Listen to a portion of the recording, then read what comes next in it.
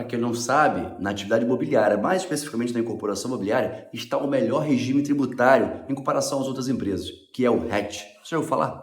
Mas será que é simples assim, fácil optar pelo RET? Será que é de fato vantagem para qualquer incorporadora optar pelo RET? E eu posso ficar com esse RET até o final da minha vida? Vou te contar tudo aqui nesse vídeo agora. Mas antes de seguirmos, já curta o vídeo, assine o canal e compartilha.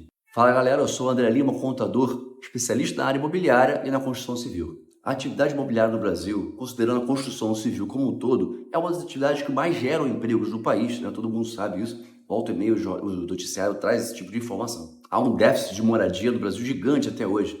Por isso que o governo tem que olhar com olhos diferenciados e tratar também fiscalmente essa atividade de forma diferente. Portanto, há um regime especial de tributação, que é o famoso RET, que é exclusivo para as incorporações imobiliárias. E a Instrução Normativa 2179, agora de 2024, ela define lá no artigo 2º o que é uma incorporação para fins de opção ao RET. Em resumo, ela define a incorporação imobiliária como atividade exercida com o intuito de promover e realizar a construção para alienação total ou parcial de edificações. Bom, então a primeira pergunta a se responder é: toda incorporação imobiliária é obrigada ao RET? Não, como eu já falei, é uma opção. Você pode construir uma edificação para a realização de venda, né, caracterizando como uma incorporação e não optar pelo RET. Você pode optar pelo regime pelo lucro presumido, você pode optar pelo lucro real, porém, a melhor vantagem, obviamente, é o RET. Se fizermos uma comparação básica com o lucro presumido, por exemplo, a alíquota do lucro presumido final ela varia entre 5,93% a 6,72% sobre o seu VGV, por exemplo. No caso do RET, ela é 4%, uma alíquota definitiva de somente 4%, não há adicional, por exemplo, de imposto de renda. E a partir do artigo 5º da Instrução Normativa 2179, vem detalhando as condições necessárias para que a incorporadora que quer optar pelo RET, que ela possa, de fato, aderir. Mas nesse vídeo eu vou me ater a basicamente a primeira condição e a mais importante, que é a inscrição dessa incorporação imobiliária no patrimônio de afetação. A Lei 10.931, seus artigos 31A a 31E, vem detalhando a criação do patrimônio de afetação, que é um conjunto de regras que traz proteção para aquela incorporação especificamente, visando proteção para quem? Para os compradores, de que de fato aquela construção será concluída, será entregue a eles. Ela visa também trazer uma segurança de que todos os recursos destinados àquela obra, àquela incorporação específica, ela fique naquela obra. Ela não seja, por exemplo, desviada para outras obras da incorporadora.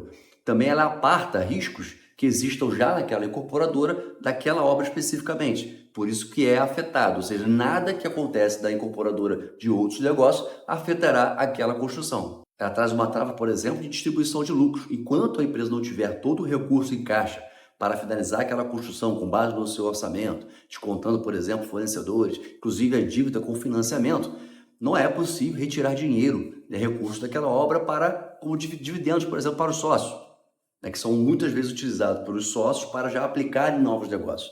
Essa é uma segurança muito importante da lei da afetação. E esse é o clímax desse vídeo, galera, que eu quero trazer para vocês, esse ponto muito importante, porque o 4% dado pelo governo, oferecido pelo governo como um regime especial para as incorporadoras, é a cenourinha do coelho para trazer as incorporadoras todas para esse regime. Porém, elas não observam as regras e as condições para se manter nesse regime, que é observar a lei da afetação.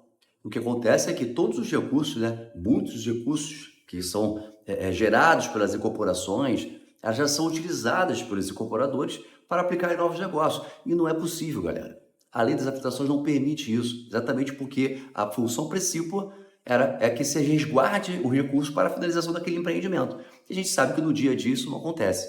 E aí eu vejo dois riscos aí, galera. Primeiro, de ser desabilitado do RET. Uma vez que você não observa as condições para estar no RET, porque o fato de você ter conseguido o deferimento naquele início ali, com aquelas regras iniciais, e você não observar aquilo enquanto você está empreendendo, executando o empreendimento, isso não te assegura segurar o RET. Então eu vejo sim uma possibilidade do fisco de considerar o RET de forma retroativa, inclusive, e você ter que recalcular toda aquela diferença de praticamente quase 3% sobre o teu VGV com multa e juros. O outro risco que eu vejo é a confusão patrimonial. No momento que você se utiliza de recursos de um empreendimento, jogando para outro, às vezes isso se faz através de SCP, de uma SCP para uma outra SPE, de uma SPE para uma outra SPE que não tem sócios em comum, e isso gera confusão patrimonial. A confusão patrimonial gera a desconsideração da personalidade jurídica, e isso vai afetar, vai deixar o quê? Os seus bens pessoais expostos.